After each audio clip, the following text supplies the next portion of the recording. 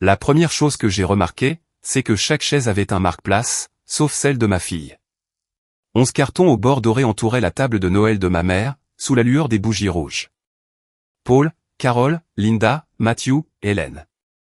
Même le cousin qui avait confirmé sa venue le matin même avait une place qui l'attendait. Sophie se tenait à côté de moi, tenant un saladier de purée de pommes de terre, et elle a parcouru la table du regard par 2 fois, comme si son nom pouvait apparaître si seulement elle regardait avec assez d'attention. « Mamie » a-t-elle demandé, « où est-ce que je m'assois ?» Ma mère ne l'a pas regardé. Elle a ajusté les couverts à côté d'une chaise vide, et a dit, « Paul, veux-tu bien lui expliquer la règle ?» Mon père s'est adossé à sa chaise, a déplié sa serviette sur ses genoux, et a souri. C'était le sourire qu'il arborait avant de dire quelque chose d'assez cruel pour faire rire les gens. Seuls les vrais membres de la famille ont le droit de s'asseoir à cette table. Pendant une seconde, personne n'a bougé. Puis, ma tante Linda a eu un petit rire.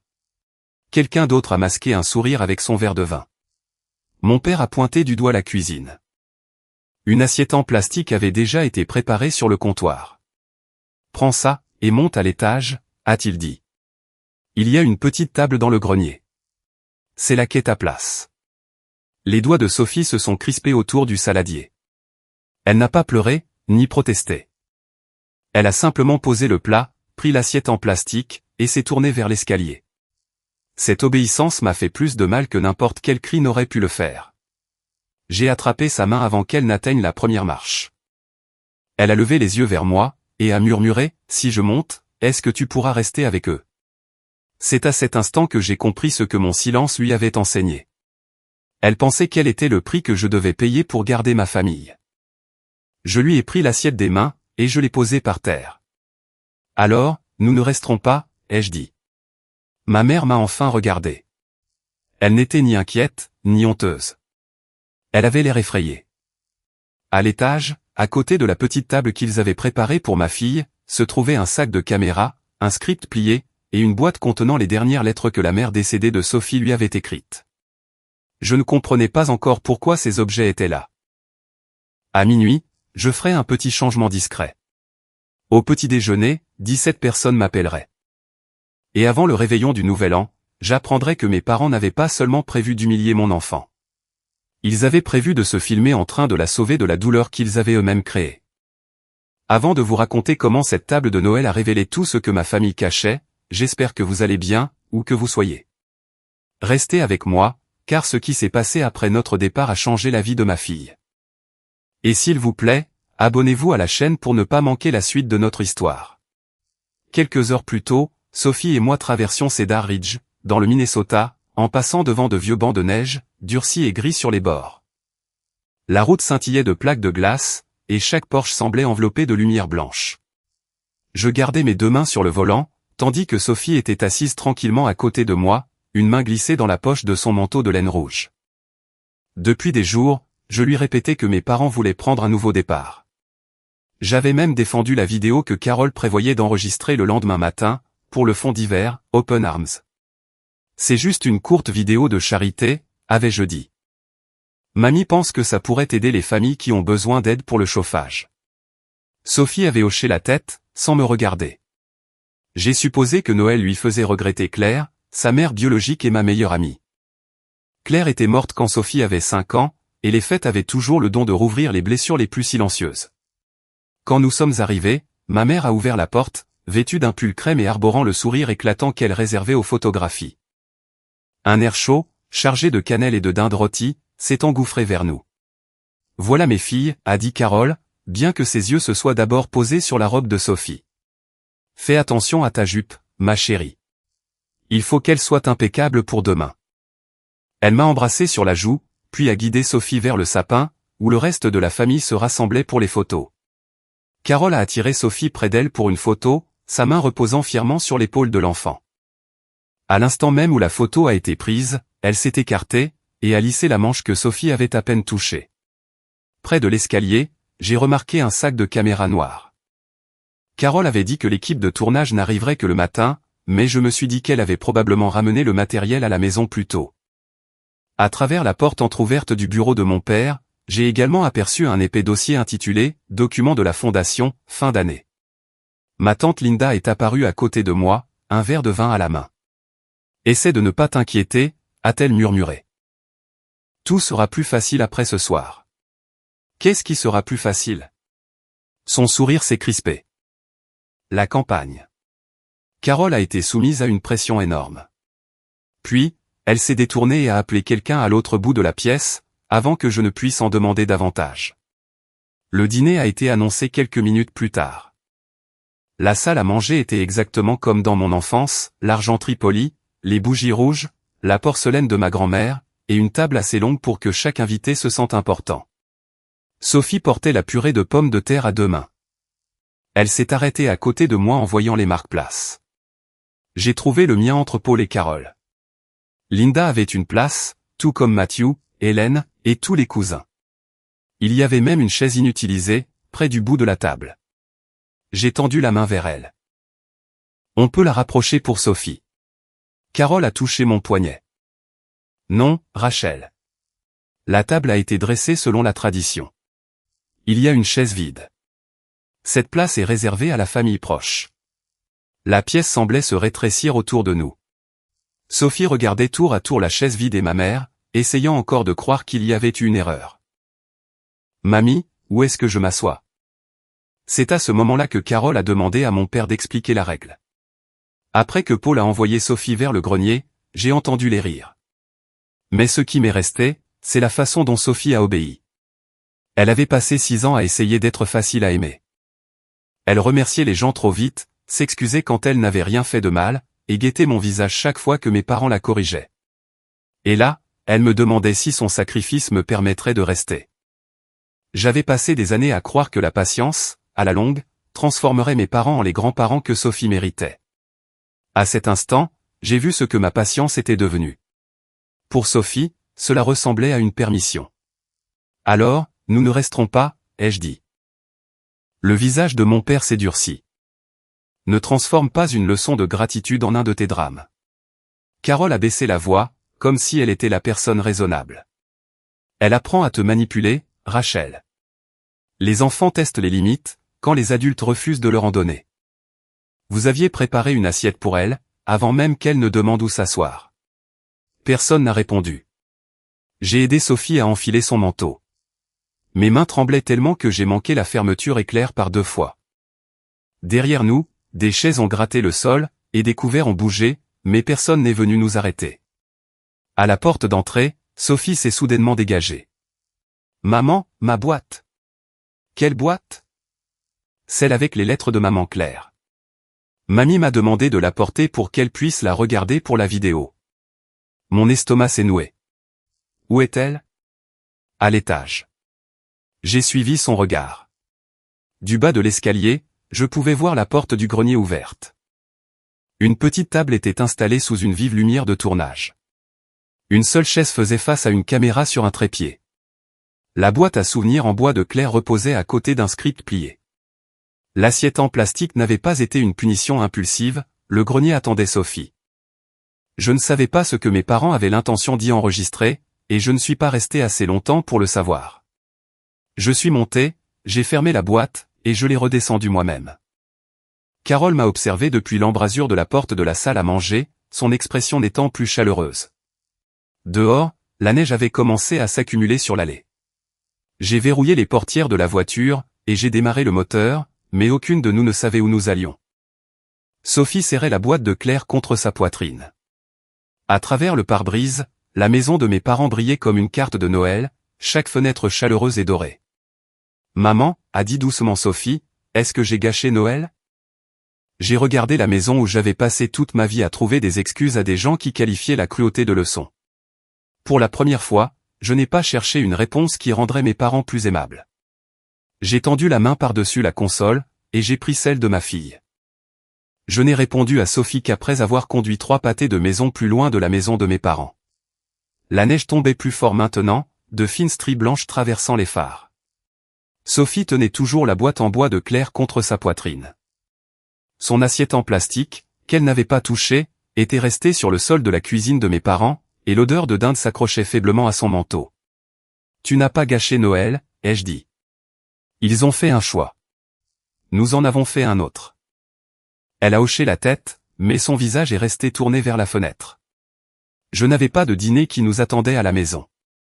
J'avais passé l'après-midi à préparer des plats d'accompagnement pour la table de ma mère, persuadé que Sophie et moi y mangerions, comme tout le monde.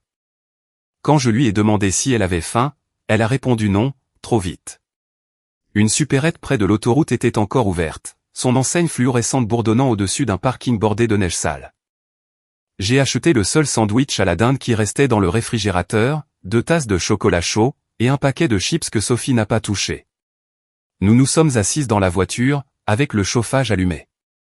J'ai déballé le sandwich, et je le lui ai tendu. Elle l'a cassé en 2 avant de prendre une bouchée, et a tendu le plus gros morceau vers moi. Tu devrais manger aussi. C'est toi qui as manqué le dîner. Toi aussi. Je l'ai accepté, car refuser ne ferait que l'inquiéter pour moi. Nous avons mangé en silence, pendant que la neige s'accumulait le long des essuie-glaces. Le sandwich était froid, le pain légèrement sec, mais être assise là, à côté de ma fille, me semblait plus sûr que la salle à manger étincelante que nous venions de quitter. Sophie a baissé les yeux sur la moitié de sandwich qu'elle tenait entre ses mains. Ils avaient une place pour moi dans la vidéo, a-t-elle dit. Ils n'en avaient juste pas à table. Ces mots se sont posés lourdement entre nous. Jusqu'à cet instant, j'avais traité l'équipement de tournage à l'étage et l'assiette préparée comme des cruautés distinctes. Mes parents étaient en colère à cause de la vidéo, mon père avait humilié Sophie au dîner, le grenier avait été préparé pour le tournage. Mais Sophie les avait reliés, sans avoir besoin d'expliquer quoi que ce soit d'autre. Qu'est-ce que mamie t'a dit exactement, à propos de demain, ai-je demandé.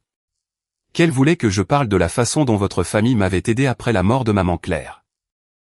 C'est ce qu'elle m'a dit aussi. Sophie a frotté son pouce contre le manchon en carton de sa tasse. Madame Donnelly m'a appelé d'une certaine façon, à l'église, dimanche dernier. Madame Donnelly était une femme âgée, bénévole à presque tous les événements Open Arms. Elle connaissait mes parents depuis des années. Comment t'a-t-elle appelé? La petite fille abandonnée, que mamie et papy ont sauvée. Ma main s'est crispée sur l'emballage du sandwich. Elle a dit que j'étais courageuse de sourire, après que ma mère m'ait quitté. Je lui ai dit que maman Claire était morte, mais elle avait l'air confuse. Elle a dit que je ne me souvenais peut-être pas de tout, parce que j'étais petite. La colère qui est montée en moi était différente de celle que j'avais ressentie à table. Celle-ci avait été chaude et immédiate. Celle-ci était plus froide. Ta mère ne t'a pas quitté, ai-je dit. Claire t'a aimé chaque jour de sa vie. Elle a préparé tout ce qu'elle pouvait avant de mourir, parce qu'elle voulait que tu sois en sécurité. Je sais. Alors, pourquoi ne m'as-tu pas dit ce que Madame Donnelly t'avait raconté? Sophie a baissé les yeux vers la boîte de Claire, sur ses genoux. Mamie a dit que les gens n'utilisent pas toujours les mots exacts quand ils racontent des histoires pour la charité. Elle a dit que l'important, c'était que l'histoire aide d'autres enfants. J'ai fermé les yeux un instant. Des années plus tôt, après la finalisation de l'adoption, Carole m'avait demandé d'inclure une photo de Sophie et moi dans le bulletin de l'église. Elle disait qu'elle voulait célébrer les familles formées de différentes manières. J'avais signé une simple autorisation, et je lui avais envoyé un court paragraphe expliquant que Claire avait été ma meilleure amie, et qu'elle m'avait choisi pour prendre soin de Sophie. Plus tard, Carole avait demandé d'autres photos, une collecte de manteaux d'hiver, un dîner de bénévoles, un petit bulletin pour les donateurs. Chaque demande semblait anodine, et chaque fois, elle m'assurait que les documents resteraient au sein de la communauté de l'Église. J'avais fourni les images, car je voulais croire que mes parents étaient fiers de Sophie. Chaque fois que Carole la présentait lors d'un événement, chaque fois que Paul posait une main sur son épaule pour une photo, je prenais ce geste comme la preuve qu'il l'acceptait peu à peu. Je n'avais jamais demandé à voir les brochures finales. Je n'avais jamais regardé les vidéos destinées aux donateurs. J'avais confondu la visibilité avec l'appartenance. Quand nous sommes rentrés à la maison, Sophie luttait pour garder les yeux ouverts. J'ai porté la boîte de Claire à l'intérieur pendant qu'elle se mettait en pyjama. Elle s'est arrêtée à la porte de sa chambre. Est-ce que mamie et papy vont être en colère contre toi? Ils le sont déjà. Parce qu'on est parti? Parce que je ne les ai pas laissés décider de ta place. Elle a étudié mon visage, comme pour essayer de déterminer si cette réponse me coûtait plus que ce que j'admettais. Tu regrettes? Je me suis approché et je l'ai embrassé sur le front. Je regrette de ne pas être parti plus tôt. Après que Sophie s'est endormie, je suis resté seul à la table de la cuisine avec mon ordinateur portable. La maison était silencieuse, à l'exception du clic de la chaudière qui s'allumait, et du vent qui balayait la neige contre les fenêtres. J'avais toujours accès au portail du projet, Open Arms, car j'avais travaillé comme photographe et contributrice en communication pour le fonds. Mon compte ne me donnait pas le contrôle sur les dons ou les archives du conseil, mais il me permettait de télécharger des images, de revoir les projets liés à mon travail, et de gérer les informations de consentement attachées aux personnes que j'avais photographiées. Le profil de Sophie est apparu sous la campagne d'hiver. Le statut à côté de son nom indiquait « Consentement actif ». J'ai fixé ces mots pendant un long moment. Changer le statut n'effacerait pas le formulaire que j'avais signé des années auparavant.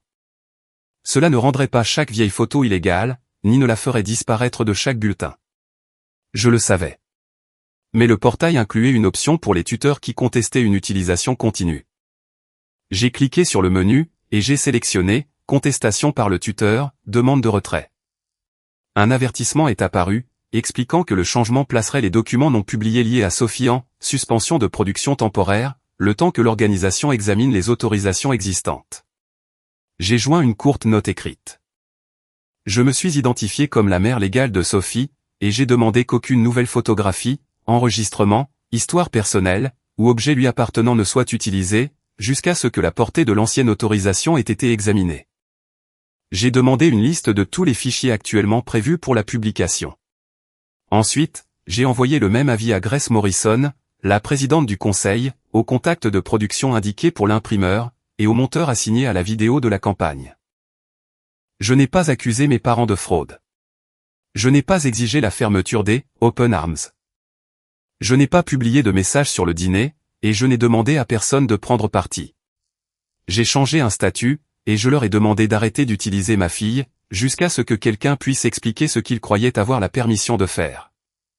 Le portail a généré une confirmation automatique, drapeau de contestation de droits actifs créés. Suspension de production appliquée aux actifs non publiés. Moins de 2 minutes plus tard, ma mère a appelé. J'ai regardé son nom apparaître sur l'écran, et j'ai laissé sonner. Mon père a appelé ensuite. Puis Linda.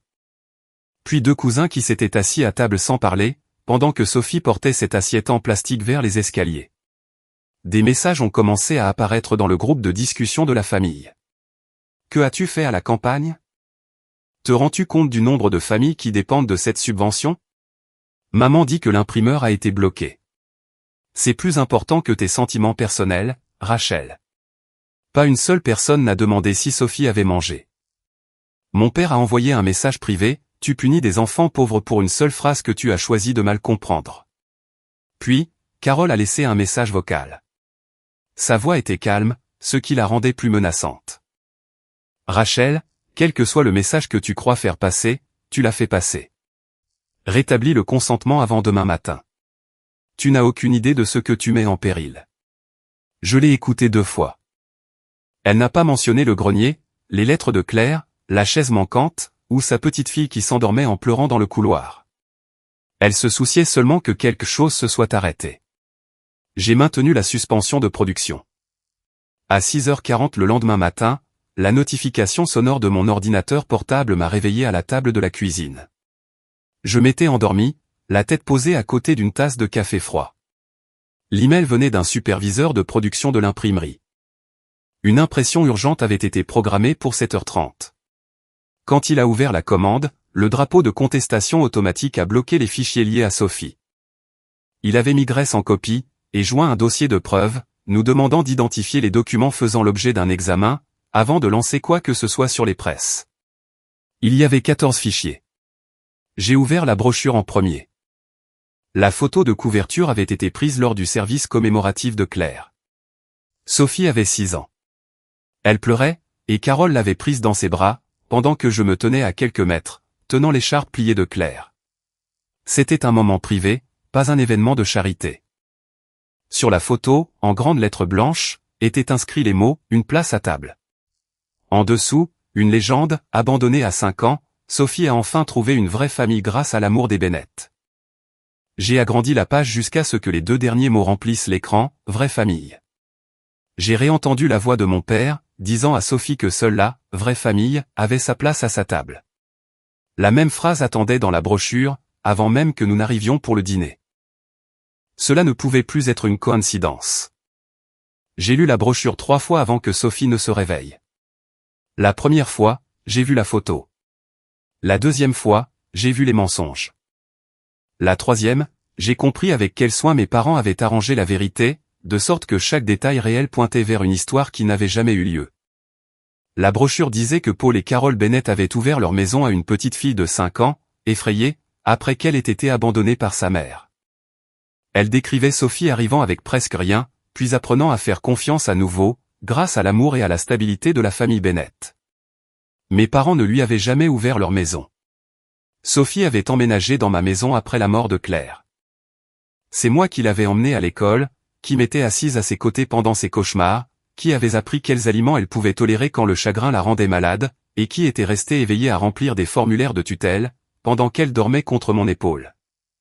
Dans la brochure, j'apparaissais dans un paragraphe, vers la fin. Leur fille, Rachel, a poursuivi la mission familiale en adoptant officiellement Sophie. Poursuivi leur mission, comme si ma maternité n'était qu'une extension de leur générosité, comme si Claire avait disparu et que mes parents m'avaient transmis Sophie après l'avoir sauvée. Le nom de Claire n'apparaissait pas une seule fois.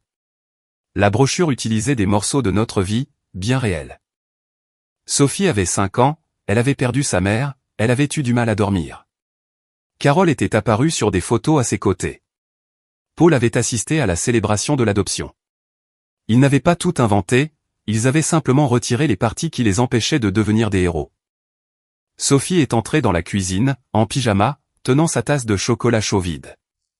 Elle s'est arrêtée en voyant mon ordinateur portable. « Tu travailles encore ?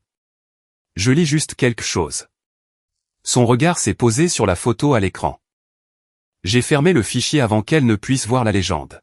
« Tu veux le petit déjeuner ? Je peux le préparer. » Elle a ouvert le réfrigérateur, et a commencé à rassembler des œufs avec un soin exagéré, comme si préparer le petit déjeuner pouvait prouver que je n'avais pas à m'inquiéter pour elle. La normalité de la situation me faisait mal. On lui avait dit de manger seule dans un grenier moins de 12 heures auparavant, et maintenant, elle essayait de me faciliter la matinée. Je lui ai pris les œufs des mains.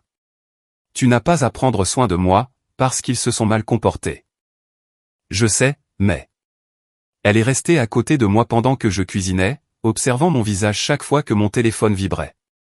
La première fois que Carol m'avait demandé d'utiliser une photo de Sophie, elle avait 7 ans.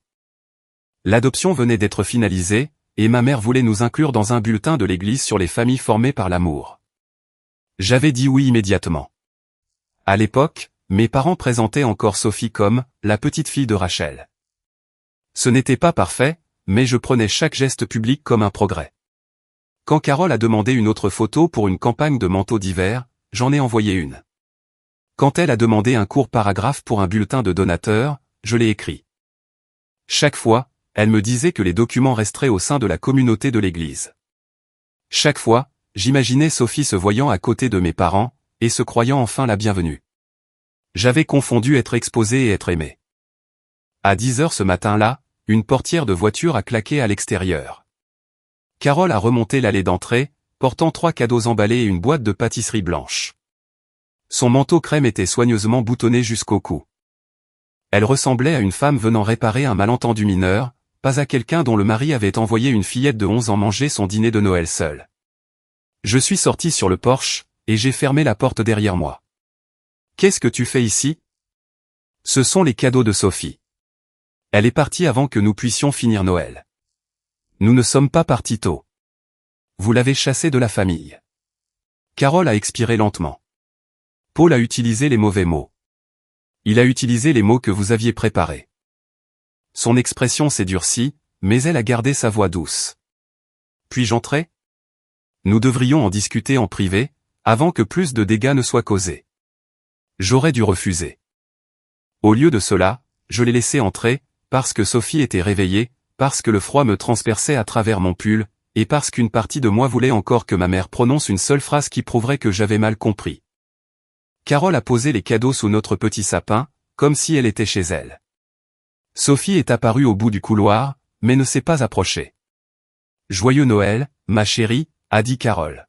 « L'ouverture des cadeaux nous a manqué, avec toi. » Sophie m'a regardé. Tu peux aller dans ta chambre, lui ai-je dit. Je viendrai te chercher quand mamie partira. Carole a attendu que Sophie disparaisse avant de se tourner vers mon ordinateur portable. Tu as provoqué une suspension de production, à cause d'un désaccord familial. J'ai provoqué une révision, parce que vous avez décrit Claire comme une femme qui a abandonné son enfant.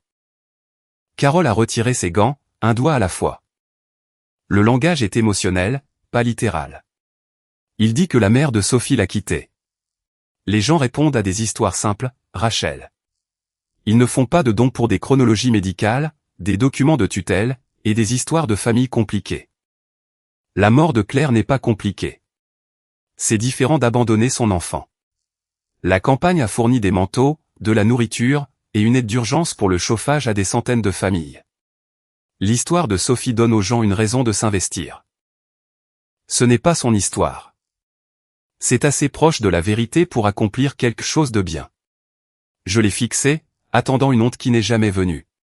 Carole s'est approchée, et a baissé la voix. Sophie devrait être fière que sa douleur ait un sens. Derrière elle, le plancher du couloir a grincé. J'ai regardé par-dessus l'épaule de ma mère, et j'ai vu Sophie, debout, à moitié cachée près de la porte de sa chambre. La boîte en bois de Claire était serrée contre sa poitrine. Carole ne l'avait pas remarqué. Tu peux rétablir le consentement, a-t-elle continué. Je changerai quelques mots dans la vidéo.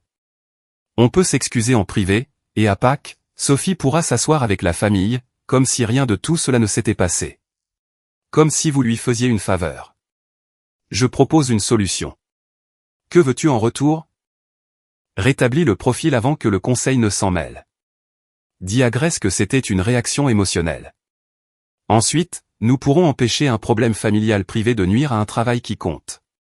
Voilà. Sophie pouvait avoir une chaise, si je rendais à Carole sa campagne.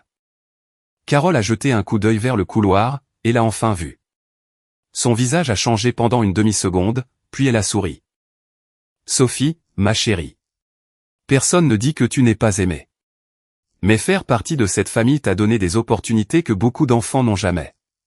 Parfois, la gratitude signifie aider les gens qui t'ont aidé. Les bras de Sophie se sont resserrés autour de la boîte de Claire. Tu veux dire que je te dois quelque chose? Carole a hésité. Cette hésitation a suffi. J'ai ouvert la porte d'entrée. Tu dois partir.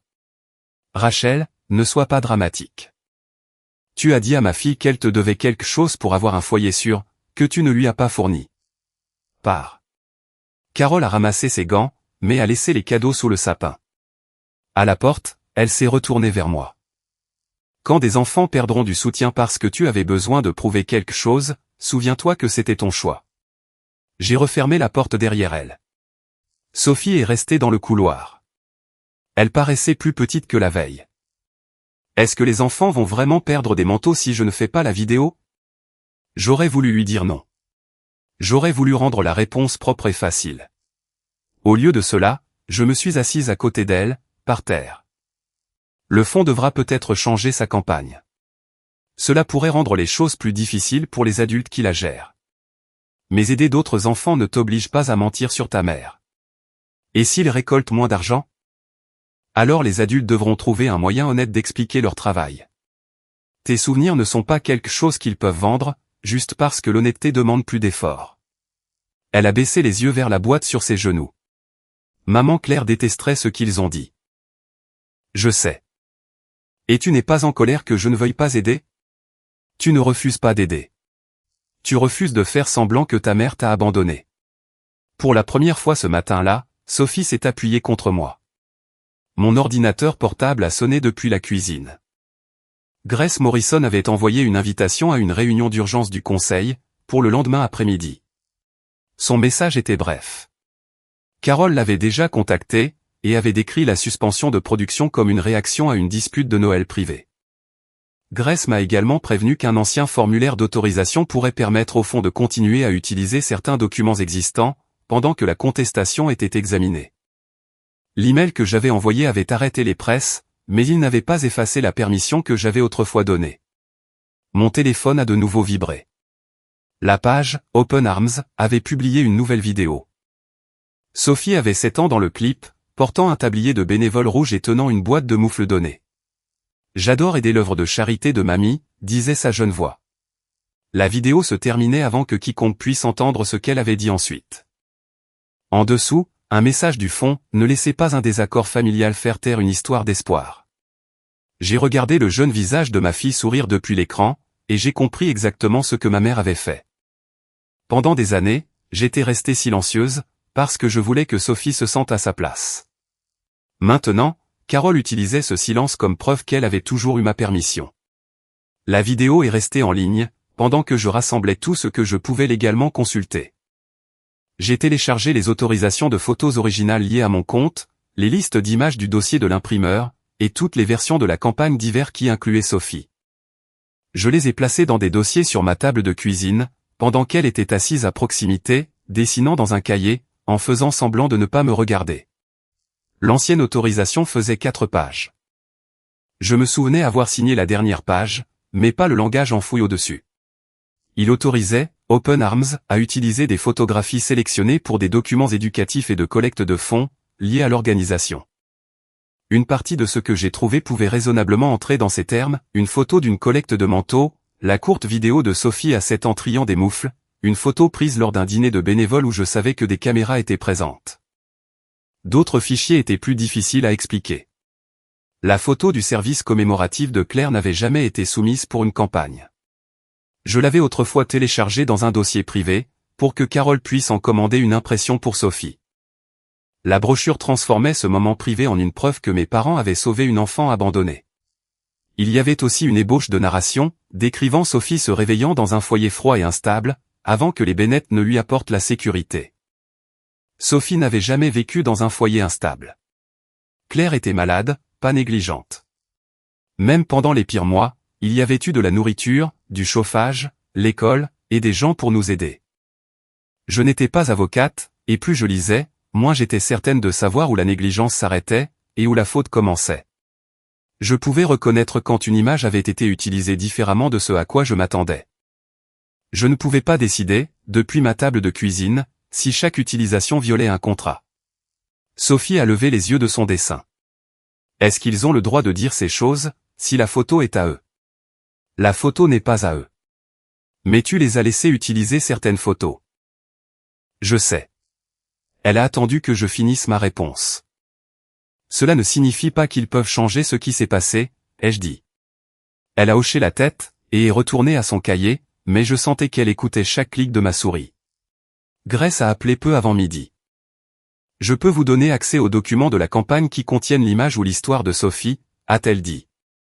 Je ne peux pas fournir l'identité des donateurs, les communications privées du conseil, ni les archives financières sans rapport avec votre plainte. Je ne demande pas les noms des donateurs. Vous avez demandé la comptabilité complète de la campagne. Parce que j'ai trouvé des dépenses que je ne comprends pas, Grace a fait une pause. C'est différent de prouver qu'elles concernent votre fille. Son ton était maîtrisé plutôt qu'hostile, mais j'ai entendu l'avertissement. J'avais atteint la limite de ce que j'étais en droit de voir. Je n'accéderai à rien que je ne suis pas censé voir, ai-je dit. Envoyez-moi seulement ce qui la concerne directement. Je le ferai, Rachel. La réunion du conseil demain n'est pas un procès. Nous essayons de déterminer ce que le fonds peut utiliser, ce qu'il doit cesser d'utiliser, et si la campagne peut continuer avant la date limite de la subvention. Ma mère a décrit Claire comme quelqu'un qui a abandonné son enfant. J'ai lu la brochure. Et vous voulez toujours sauver la campagne? Je veux protéger les enfants qui reçoivent de l'aide, et protéger votre fille. Ces objectifs ne doivent pas s'annuler l'un l'autre. À cet instant, je n'étais pas prête à être d'accord avec elle. Je voulais quelque chose d'assez net pour mettre fin à la discussion, une signature falsifiée, un paiement volé, un chiffre qui prouverait que mes parents ne s'étaient jamais souciés d'aider qui que ce soit. Grace a envoyé les documents approuvés 1 heure plus tard. Parmi les fichiers, il y avait un budget de campagne. La plupart des entrées étaient ordinaires, impression, montage vidéo, placement sur les réseaux sociaux, location de salles, transport pour les fournitures données. Une ligne s'est démarquée, campagne de plaidoyer familial, 18 750 €. Il n'y avait aucune explication à côté. Le chiffre était bien plus élevé que les dépenses de narration précédentes. Une autre page montrait que les dépenses de communication avaient presque doublé par rapport à l'année d'avant. J'ai fixé le total, jusqu'à ce que la suspicion commence à fournir des réponses plus rapidement que les preuves ne le pouvaient. Si mes parents utilisaient Sophie pour attirer des dons, peut-être que l'argent n'atteignait pas les familles qu'ils prétendaient aider. Peut-être que la campagne couvrait des dépenses personnelles. Peut-être que l'œuvre de charité était devenue une scène, construite pour rendre Paul et Carole importants. Je n'ai cherché que dans les documents que Grace avait autorisés. La ligne de dépenses était liée à 6 factures. L'une était pour une équipe de tournage professionnelle, prévue pour le 26 décembre. Une autre couvrait le montage, les licences, la musique, l'éclairage de studio, et des frais de production urgents. La facture de l'équipe de tournage a attiré mon attention, car Carole avait décrit la vidéo comme un simple projet familial volontaire. Il n'y avait rien de simple dans ce budget. L'équipe avait été réservée des semaines plus tôt, pour une journée complète, commençant à 8 heures du matin après Noël. Sophie a jeté un coup d'œil à la facture par-dessus mon épaule. C'est pour la vidéo de mamie? On dirait bien. Elle a dit que ce serait juste Monsieur Keller, de l'église, avec sa caméra. J'ai noté l'incohérence. Les factures restantes menaient à quelque chose de moins dramatique. Les dépenses de communication plus élevées étaient réelles, mais les services aussi. Chaque paiement avait un nom d'entreprise, un numéro de facture, et un livrable joint. Le fonds avait acheté une campagne coûteuse, pas caché une fortune manquante. La ligne vague intitulée « Campagne de plaidoyer familial » n'était que le nom interne de la campagne, une place à table. J'aurais dû me sentir soulagé. Au lieu de cela, j'ai eu honte de l'intensité avec laquelle j'avais voulu découvrir un vol. Si mes parents avaient volé de l'argent, l'histoire serait devenue facile, les gentils aident les enfants, les méchants volent les dons. Le conseil aurait révoqué Paul et Carole, et personne n'aurait pu m'accuser de détruire un travail utile, à cause d'une blessure familiale. Les documents montraient quelque chose de plus difficile. Open Arms avait payé des factures de chauffage, fourni des manteaux, aidé des familles à éviter l'expulsion pendant l'hiver. Mes parents avaient participé à de véritables actes de générosité. Ils avaient aussi construit leur campagne la plus importante sur une version fausse de la vie de Sophie. Faire du bien à des étrangers ne les avait pas empêchés d'être cruels envers l'enfant assise dans ma cuisine. Grace a rappelé après que je lui ai envoyé mes questions. Les factures semblent légitimes, a-t-elle dit. Je vois que l'intitulé de la dépense aurait dû être plus spécifique, mais je n'ai pas trouvé de fonds manquants. Je pensais qu'il pourrait y en avoir. Vous espériez qu'il y en ait? La question a frappé plus fort que je ne m'y attendais. J'espérais qu'il y ait quelque chose que personne ne puisse défendre. Et maintenant? Maintenant, je sais qu'ils ont dépensé près de 19 000 € pour produire un mensonge sur ma fille. C'est une préoccupation sérieuse. Ce n'est pas la même chose qu'un vol financier. Je comprends. Vraiment? J'ai regardé Sophie. Elle avait arrêté de dessiner, et traçait le bord de la boîte en bois de Claire avec un doigt. Grace a continué. Demain, le conseil vous demandera si vous voulez protéger Sophie, ou punir vos parents. Vous devez connaître votre réponse avant qu'ils ne la posent. Je veux qu'ils arrêtent. Ce n'est pas ma question. La colère m'est montée à la gorge. J'ai eu envie de dire à Grace qu'elle n'avait pas vu l'assiette en plastique qui attendait sur le comptoir, qu'elle n'avait pas vu Sophie proposer de manger seule pour que je puisse rester avec des gens qui venaient de la rejeter.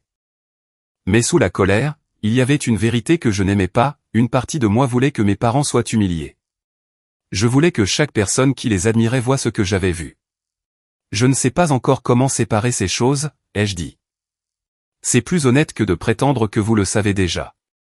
Grace m'a dit que le conseil essaierait de préserver la subvention de contrepartie, si les documents contestés pouvaient être retirés ou remplacés.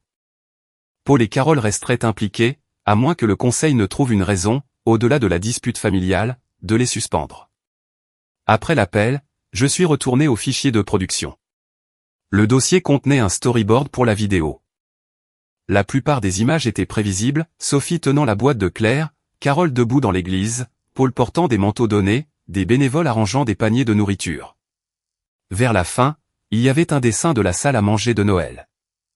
Une longue table remplissait le cadre, chaque chaise semblait occupée, sauf une. Une flèche montrait Sophie entrant par le bord de l'image, tandis que Carole se levait et tendait la main vers le siège vide. La légende en dessous disait « Table de Noël, scène finale ». J'ai agrandi le dessin.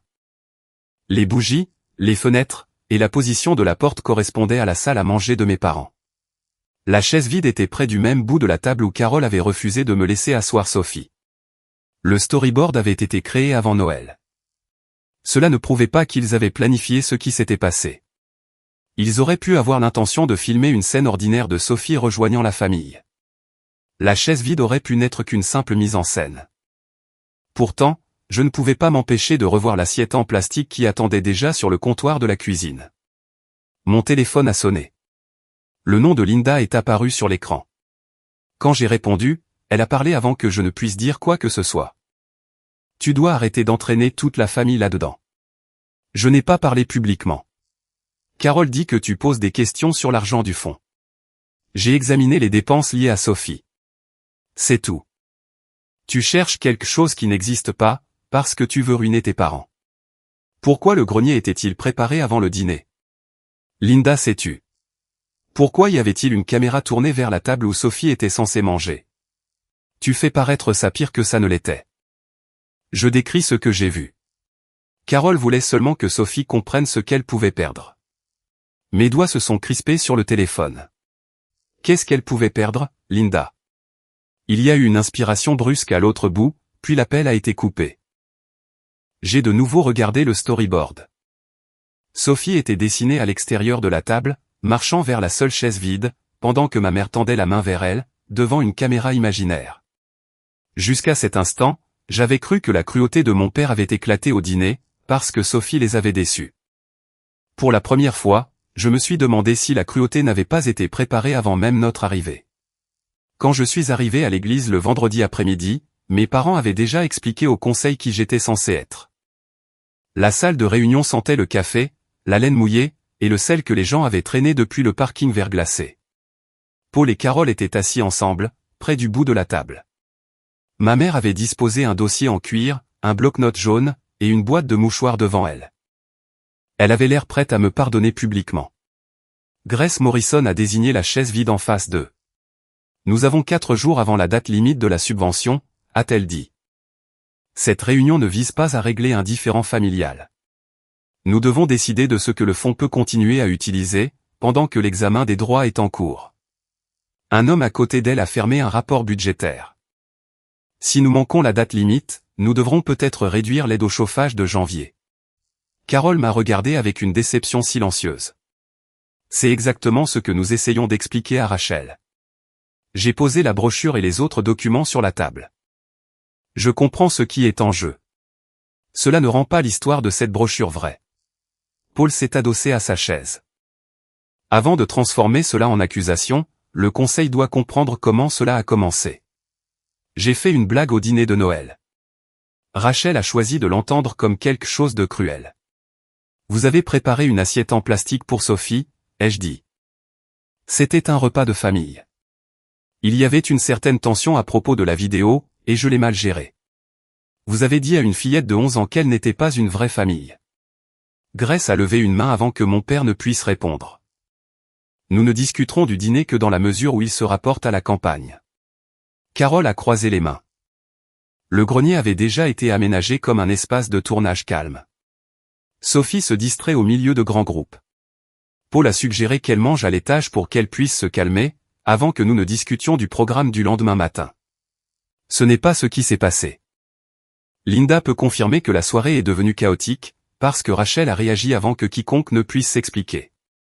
Linda n'était pas dans la pièce. Elle n'était ni membre du conseil, ni employée, ni témoin ayant soumis quoi que ce soit. Carole utilisait son nom, sans permettre à personne de demander ce que Linda avait réellement vu.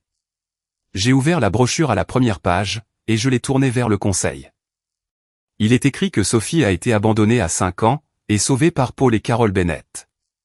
Sa mère est décédée, elle ne l'a pas quittée. Mes parents n'ont jamais élevé Sophie, ne l'ont jamais hébergée, et n'ont jamais été responsables de ses soins. L'un des membres du conseil a ajusté ses lunettes, et a relu la légende. Carole, avez-vous approuvé cette formulation?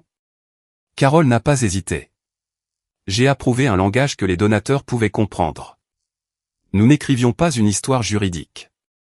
Vous avez qualifié une mère décédée de quelqu'un qui a abandonné son enfant. Nous avons simplifié une transition compliquée. Ce n'était pas compliqué.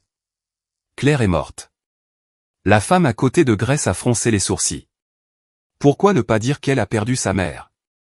L'expression de Carole s'est adoucie, comme si elle appréciait la question.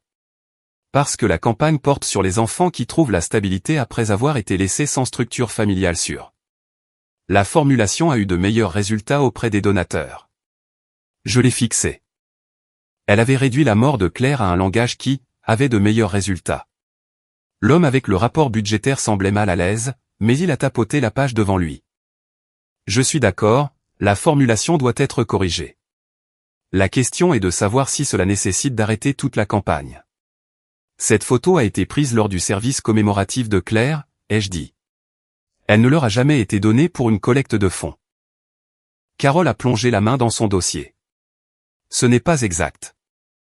Elle a fait glisser un document scanné sur la table. Ma signature figurait sur la dernière page. Je l'ai reconnue immédiatement. Sophie avait 7 ans. Carole avait apporté le formulaire chez moi avec une pile de papier de bénévolat. Elle m'avait dit qu'il couvrait les photos de la collecte de manteaux et le bulletin de l'église. Le langage de la deuxième page était plus large que je ne m'en souvenais. Il autorisait Open Arms à utiliser des images et des enregistrements sélectionnés à des fins éducatives, promotionnelles et de collecte de fonds liés à son travail. Ma gorge s'est nouée. Cela ne leur donne pas la permission de réécrire la vie de Sophie. Non, a dit Grace, mais cela peut couvrir certaines des photos et des séquences plus anciennes. J'ai retiré mon consentement. Vous avez contesté l'utilisation continue, a corrigé doucement Grace. Cela a créé une suspension de production.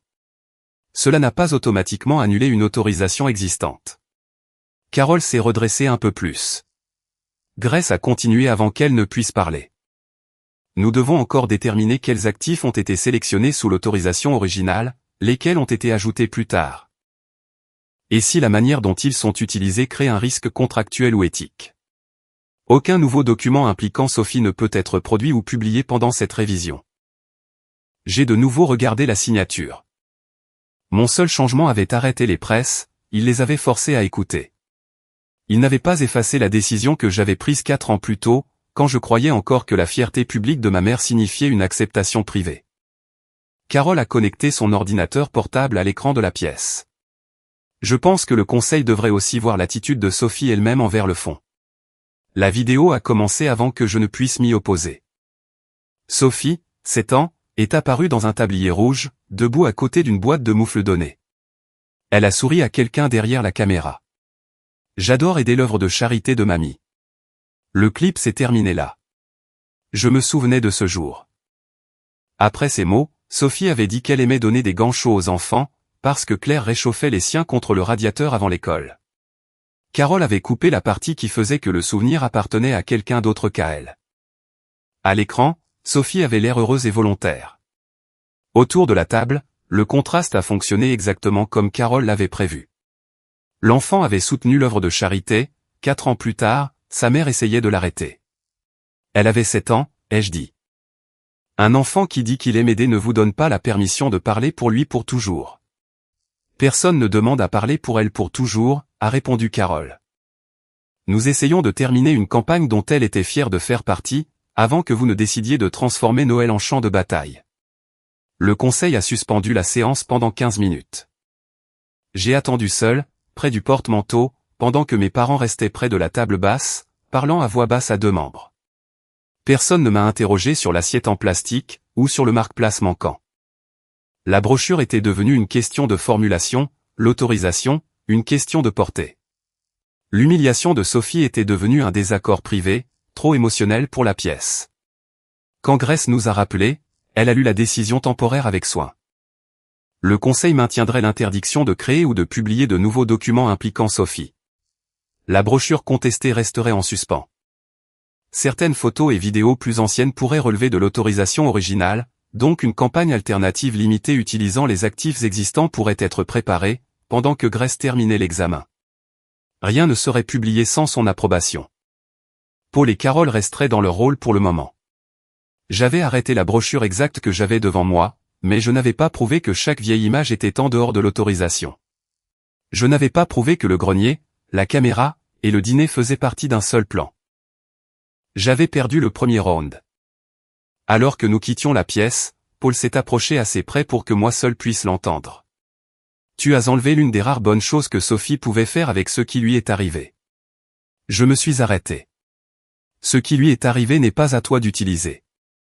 Elle aurait pu aider d'autres enfants. Maintenant, elle se souviendra que tu l'as arrêtée. Carole nous a rejoints près des portes. Tu as 24 heures pour corriger les faits, a-t-elle dit. Si tu ne le fais pas, nous irons de l'avant avec la bande-annonce existante, dès que Grace l'approuvera. Mon téléphone vibrait déjà. Le groupe de discussion de la famille se remplissait de messages louant le conseil pour avoir protégé le fond de ma colère. Je n'ai répondu à aucun d'entre eux. Sophie attendait dans la voiture avec notre voisine, qui l'avait ramenée après que la réunion se soit prolongée. Une fois seul, j'ai démarré le moteur, mais je n'ai pas quitté la place de parking. La neige tapotait doucement contre le pare-brise. J'ai signé un formulaire quand tu avais 7 ans, ai-je dit. Je pensais que c'était pour la collecte de manteaux et le bulletin de l'église, mais la formulation était plus large que je ne m'en souvenais. Sophie m'a regardé, sans me blâmer. Est-ce que ça veut dire qu'ils peuvent continuer à dire aux gens que maman Claire m'a quitté? Non. Ça veut dire que je ne peux pas faire semblant de ne leur avoir jamais donné la permission d'utiliser quoi que ce soit. J'aurais dû le lire plus attentivement. Elle a tripoté un fil lâche de son gant. Pourquoi les adultes peuvent-ils utiliser quelque chose que tu as signé il y a des années pour continuer à parler à ma place, maintenant? Je n'avais aucune réponse qui ne sonne pas comme une excuse. Sophie a attrapé la boîte en bois de Claire sur la banquette arrière, et en a sorti une liasse de papier plié. Mamie m'a donné ça avant Noël. C'était le script de la vidéo. Sur la première page, Carole avait écrit une phrase que Sophie devait lire, « J'ai été abandonnée quand j'avais 5 ans, mais les Bennett m'ont donné une vraie famille. » Sophie avait barré le mot « abandonné » au crayon. En dessous de la phrase, de son écriture soignée, elle avait écrit « Ma mère est morte. Elle ne m'a pas quitté. » Sous la correction de Sophie, il y avait une note à l'encre bleue de Carole, trop compliquée. Utilisez la formulation approuvée. Je me suis tourné vers ma fille. As-tu dit à mamie que tu ne le lirais pas? Sophie a hoché la tête.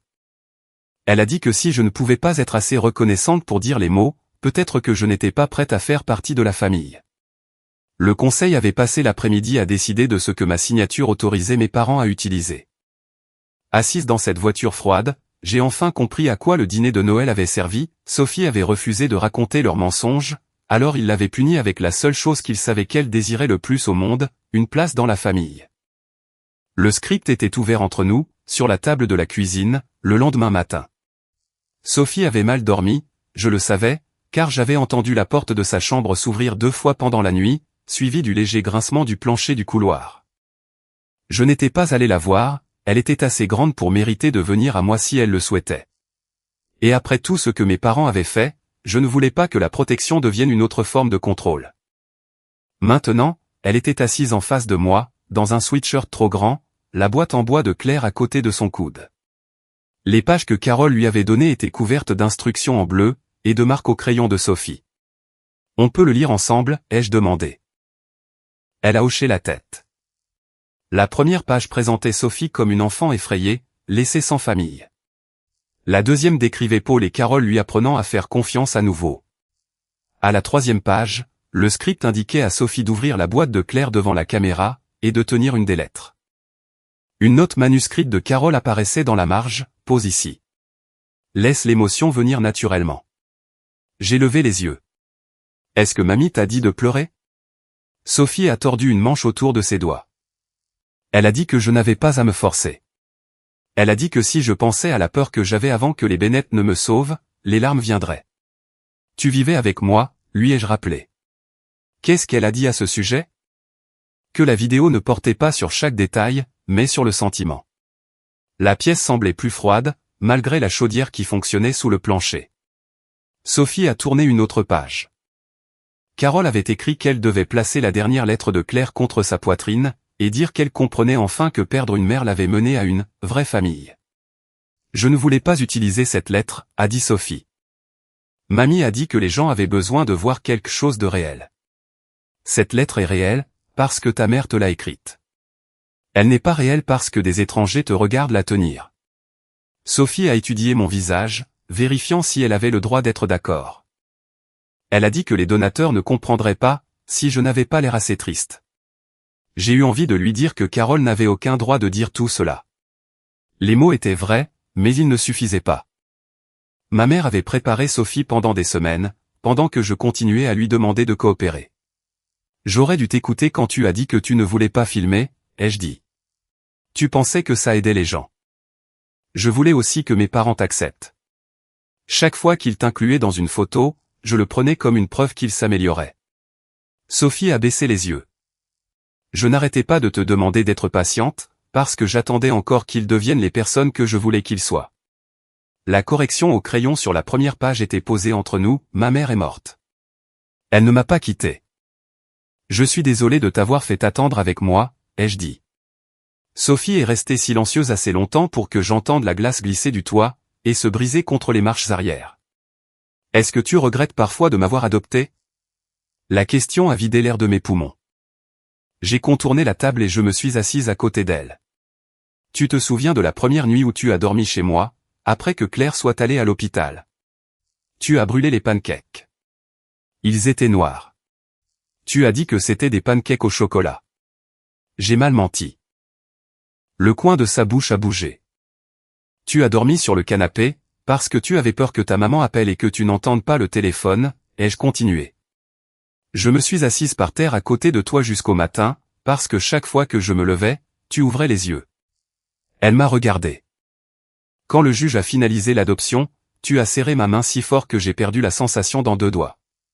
Le premier jour du collège, tu as fait semblant de ne pas vouloir que je t'accompagne à l'intérieur, puis tu es revenu sur tes pas, parce que tu avais oublié de me faire un câlin. Ses yeux se sont remplis de larmes, mais je ne lui ai pas dit de ne pas pleurer. Je ne regrette pas d'être devenue ta mère, ai-je dit.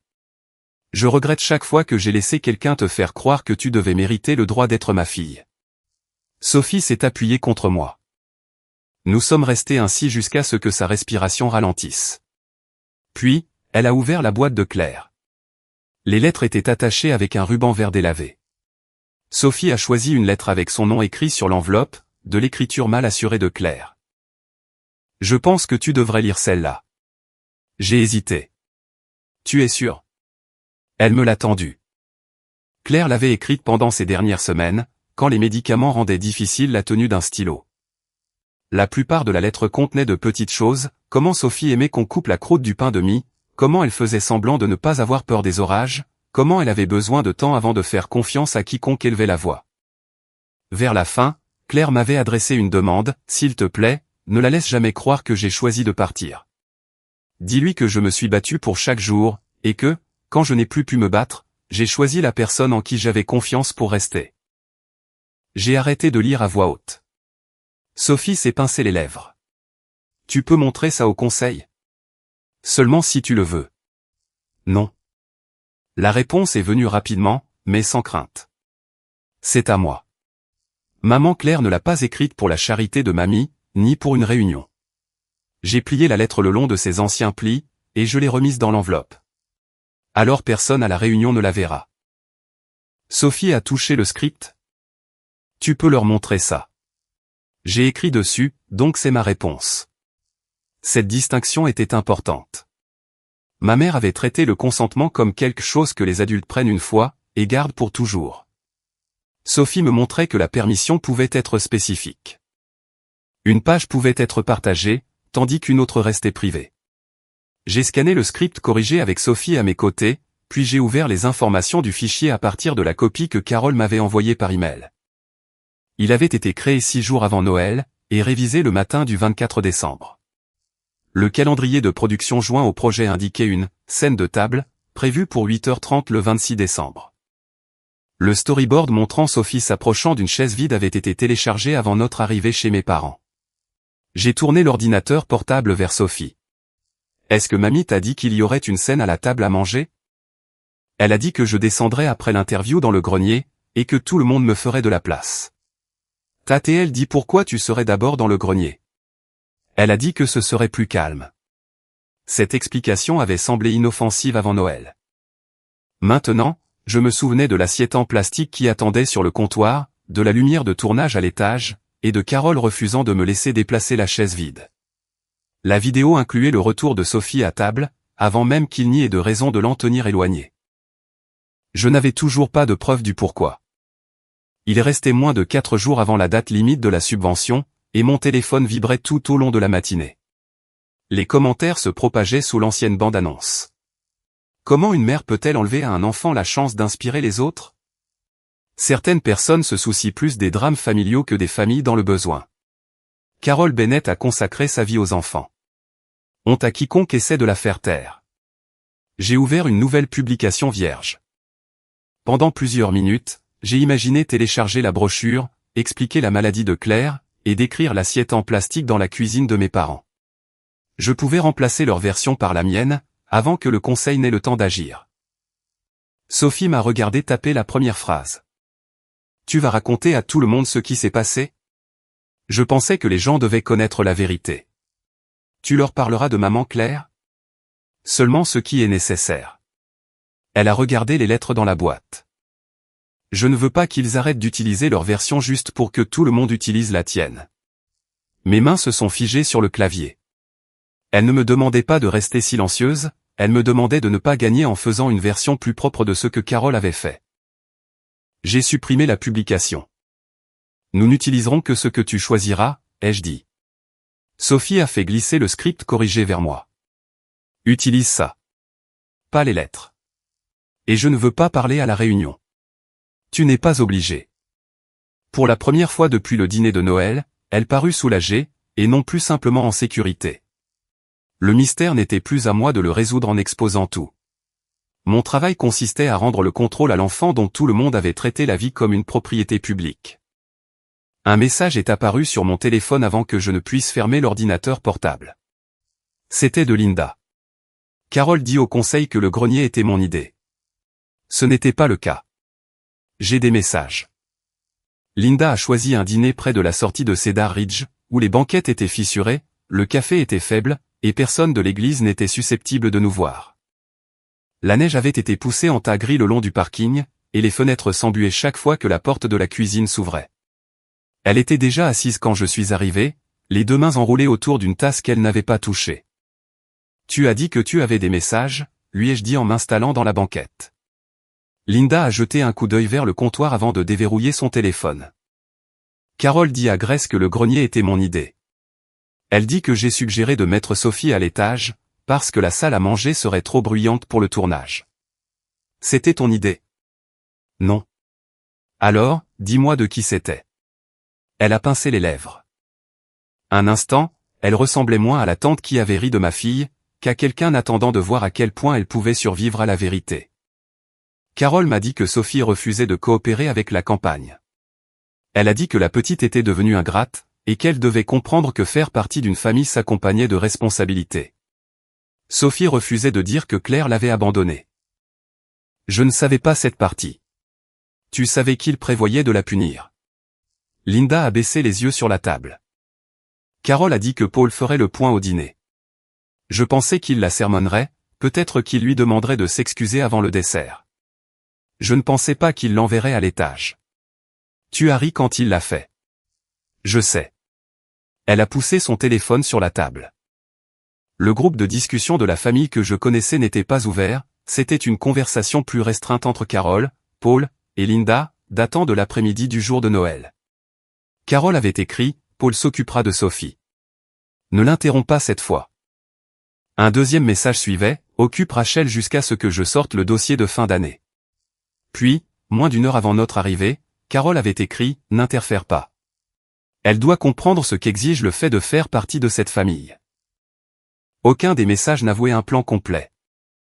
Il n'y avait pas de phrase disant qu'ils avaient l'intention d'humilier Sophie, de me forcer à signer des papiers, et de transformer le résultat en une vidéo de collecte de fonds. Mais les mots correspondaient à trop de choses que j'avais déjà vues. Pourquoi devais-tu m'occuper, ai-je demandé. Linda a frotté un doigt le long d'une tache sur la table. Carole a dit que tu deviendrais protectrice si Sophie se fâchait. Elle voulait du temps pour te calmer avant que tu ne partes. Et le dossier?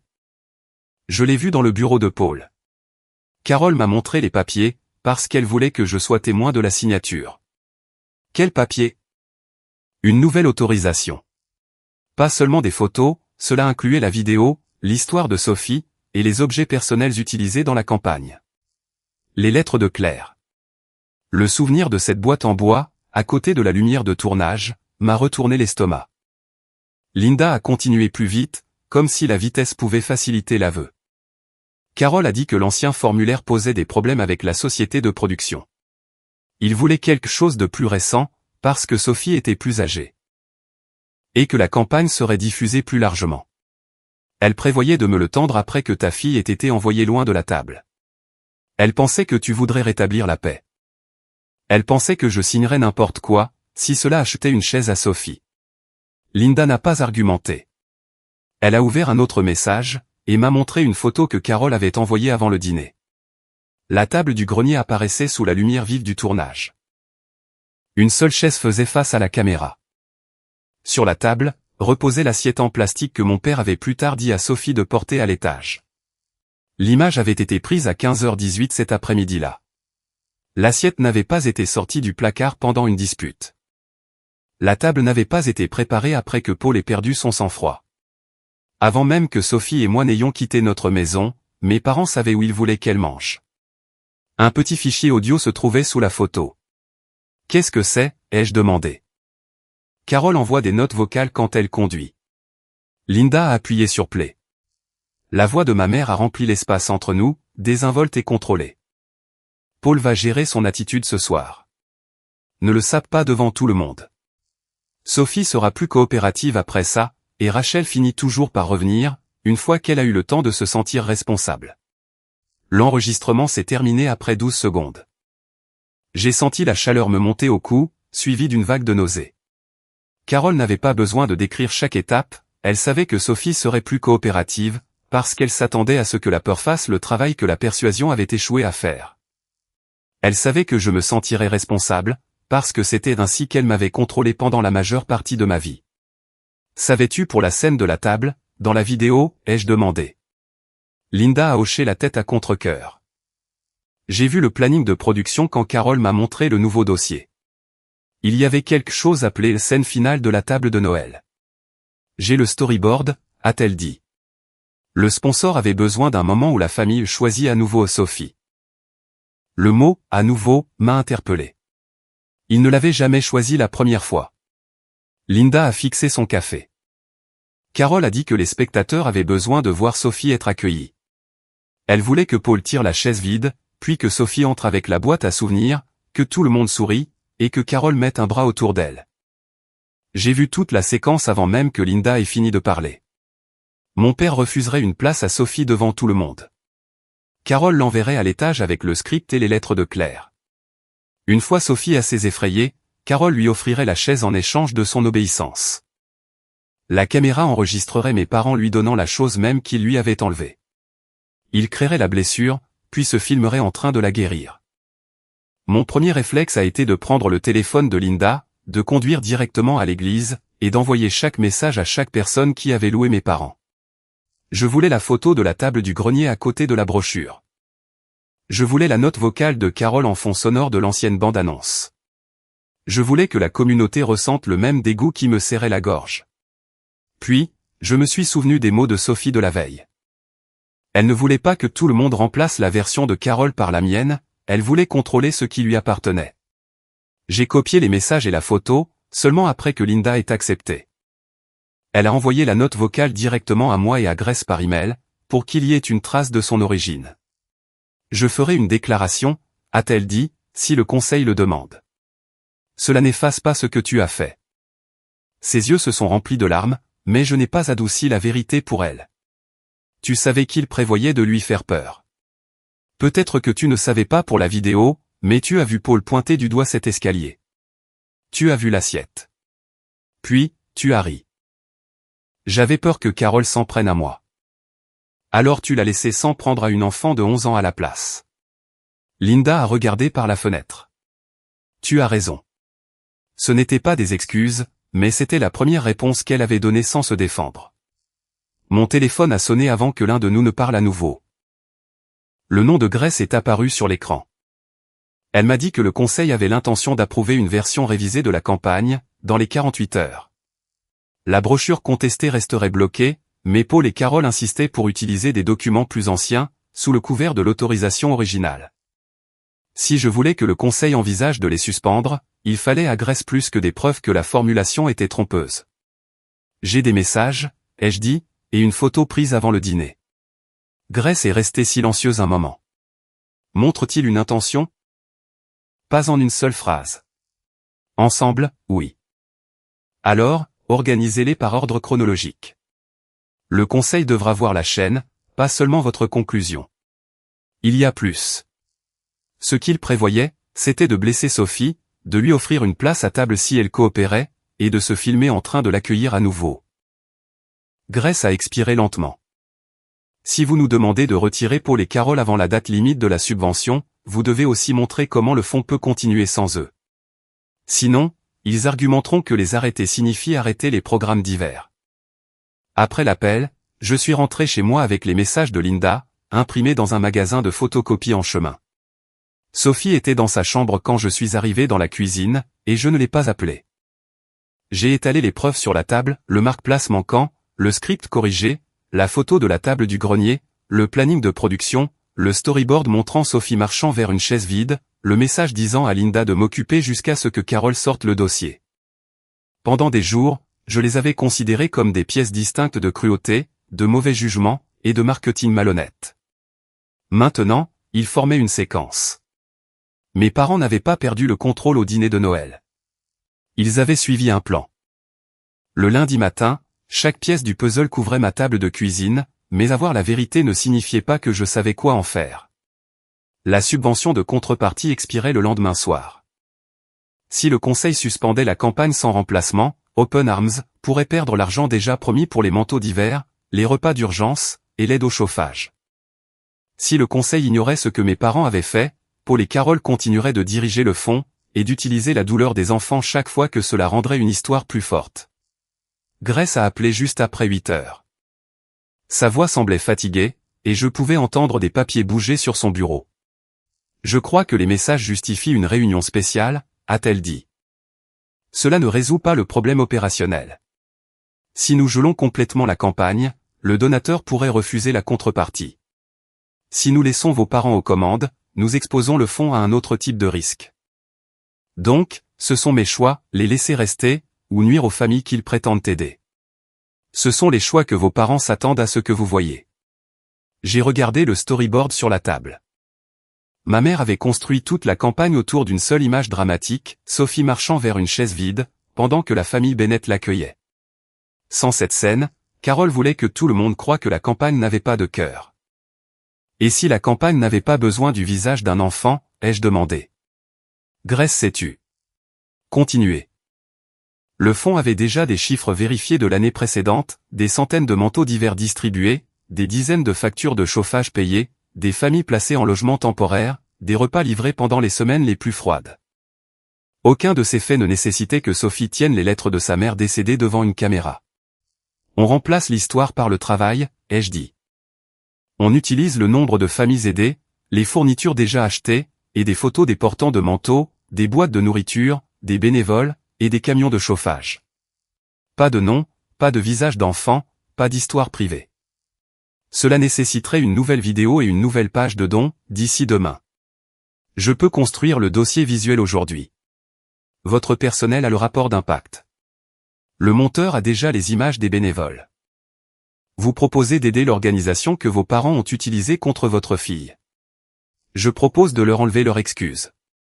Si le fonds peut continuer sans Sophie, ils ne pourront pas dire que la protéger nuit à d'autres enfants. Grace m'a demandé de lui envoyer une proposition d'une page avant midi. Elle prendrait le contrôle temporaire de l'approbation de la campagne, si le comité exécutif acceptait, et Paul et Carole seraient exclus du processus de production, pendant que le conseil examinerait les preuves. Quand l'appel s'est terminé, Sophie est entrée dans la cuisine, portant 2 bols de céréales. Elle en a posé un à côté de mon ordinateur portable, et a étudié les papiers sur la table. Le script corrigé était le plus proche d'elle, tandis que la lettre non ouverte de Claire restait à l'intérieur de la boîte en bois. La réunion est demain, a-t-elle demandé. Oui. Est-ce que je dois y aller? Non. Tu ne seras dans cette pièce que si tu changes d'avis. Elle s'est assise en face de moi. Est-ce qu'ils peuvent lire ce que j'ai écrit? Seulement la page où tu as corrigé le script, si tu es toujours d'accord. Et la lettre de maman Claire? Elle reste ici. Sophie parut soulagée, mais elle a continué à me regarder, comme s'il y avait une autre réponse dont elle avait besoin. Tu vas tout leur dire? Je leur dirai ce qui est nécessaire pour expliquer ce qui s'est passé. Je ne transformerai pas tes souvenirs privés en preuves, juste parce que cela rendrait mon argumentation plus forte. Elle a hoché la tête, et a poussé le script corrigé vers moi. Tu peux utiliser ça. Je veux qu'ils voient que j'ai dit la vérité à mamie, avant Noël. J'ai placé la page dans un dossier transparent. Alors c'est tout ce qu'ils verront de toi. Pendant les heures suivantes, j'ai travaillé à la même table où nous prenions notre petit déjeuner. J'ai construit la campagne de remplacement à partir de photographies dont j'avais vérifié les autorisations, des gros plans de manteaux empilés, des bénévoles chargeant des boîtes d'épicerie, un technicien de chauffage à côté d'un fourgon de service non marqué, et des rangées de couvertures données.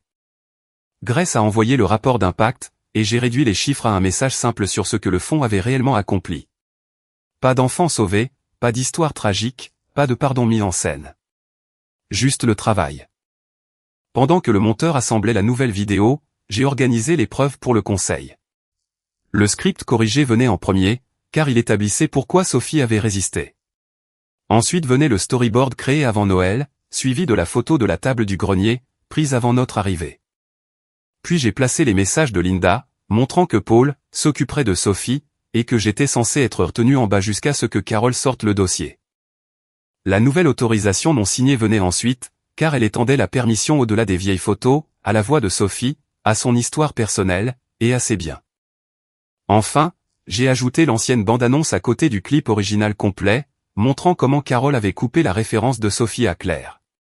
Aucun document seul ne prouvait l'ensemble du plan. Ensemble, ils montraient une décision menant à une autre. Sophie a refusé la formulation approuvée, mes parents ont préparé le grenier et l'assiette en plastique, Paul l'a retiré de la table, Carole avait l'intention de me garder à la maison jusqu'à ce que je signe des droits plus larges. Et le planning vidéo contenait déjà une scène dans laquelle la famille accueillait à nouveau Sophie. Grace a examiné la séquence par appel vidéo cet après-midi-là. C'est plus fort que de tout présenter comme une seule accusation, a-t-elle dit. Vous laissez la chronologie établir l'intention. Je veux que Paul et Carole parlent en premier demain. Grace m'a regardé attentivement.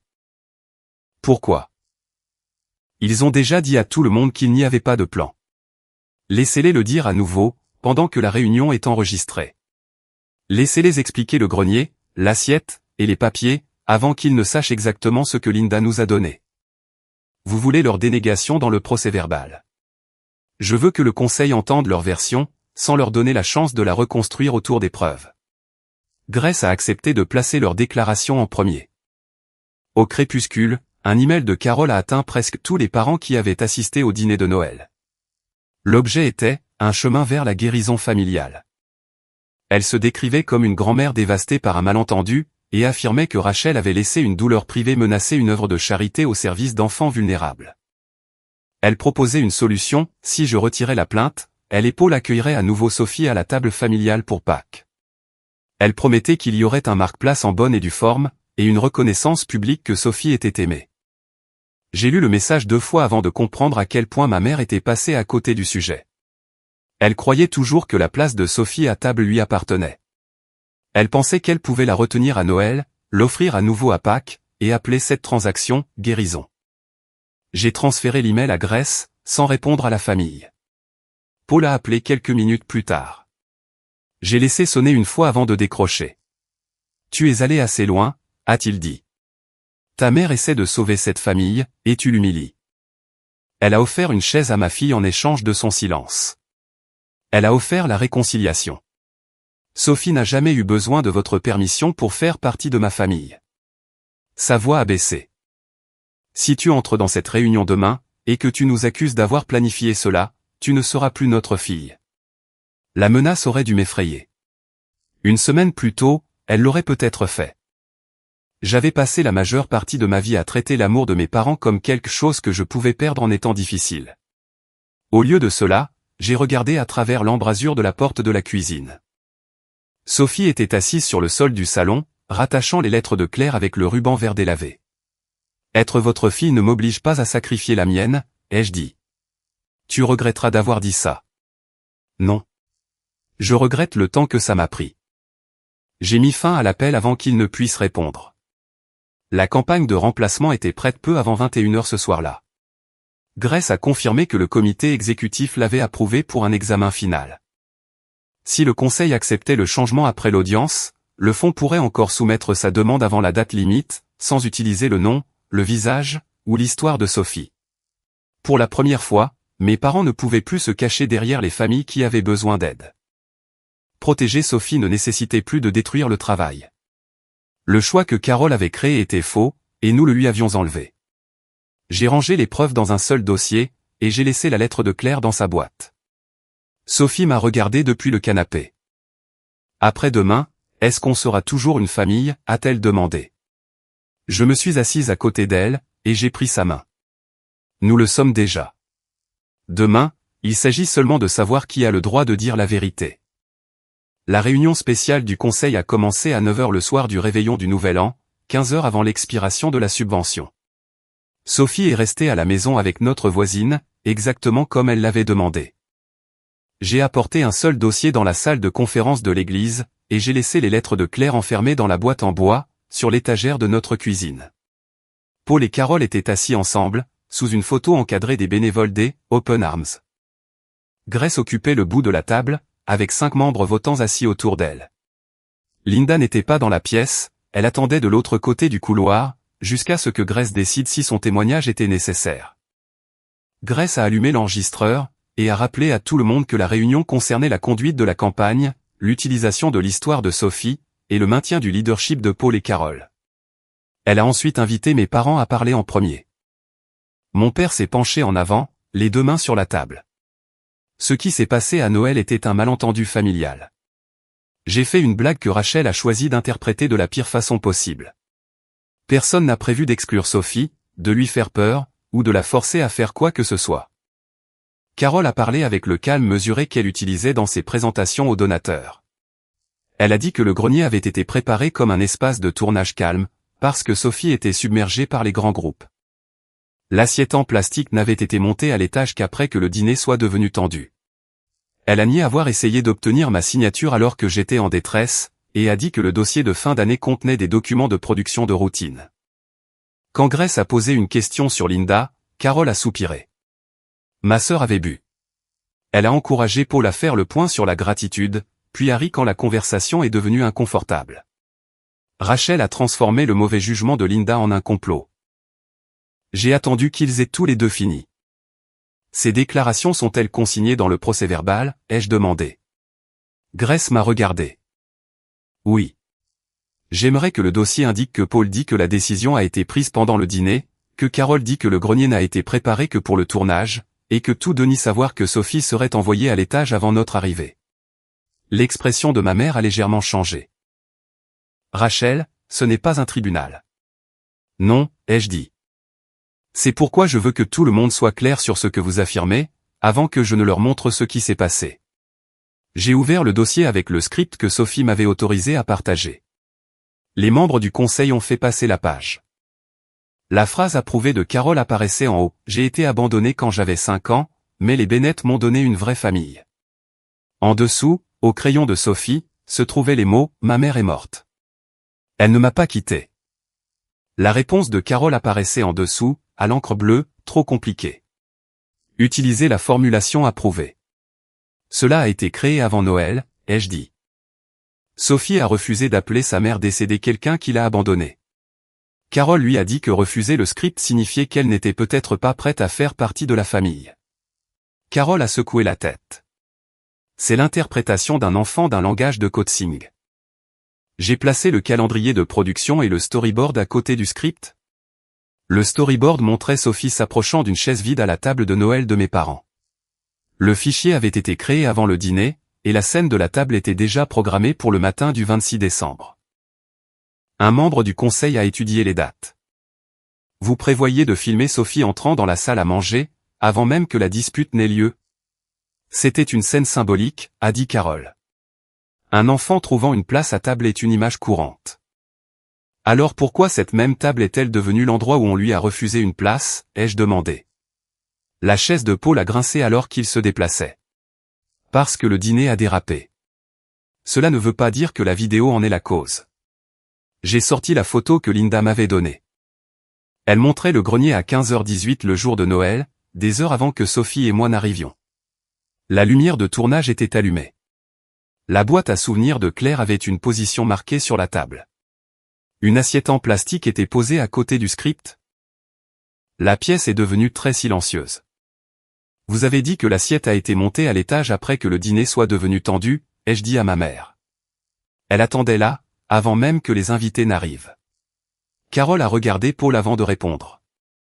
Linda a arrangé cette pièce. Je ne peux pas expliquer chaque choix qu'elle a fait. Grace a arrêté la discussion, et a demandé au conseil si le témoignage de Linda était maintenant directement pertinent.